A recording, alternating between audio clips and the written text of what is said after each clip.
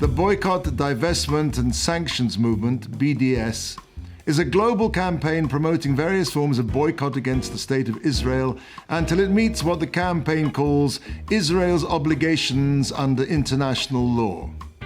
BDS defines this as withdrawal from the so-called occupied territories, removal of the separation barrier in the West Bank, full equality for Arab-Palestinian citizens of Israel, and promotion of the right of return of Palestinian refugees.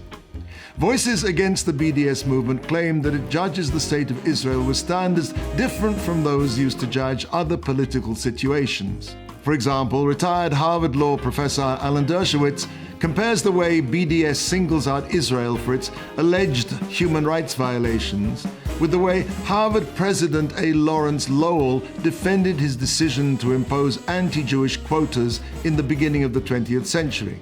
When asked why there should be a quota against Jews, Lowell replied, "Jews cheat." When reminded that Christians cheat too, Lowell responded, "You're changing the subject, we're talking about Jews now." In the Torah portion of Vayechi, the quintessential exile of the Jewish people into Egypt begins with Yaakov and all his family firmly domiciled in the land of Goshen.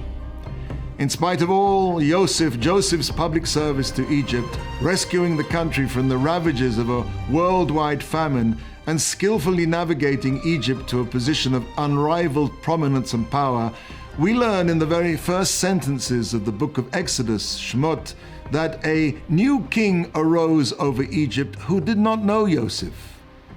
Here is the archetypal source of the amnesia of host nations to their Jewish citizens. They welcome our skills and our industriousness, and then they turn around and say, "Yeah, but what have you done for us lately?" What causes this amnesia? 210 years later, when Moshe leads the Jewish people out of Egypt, they were immersed in idol worship.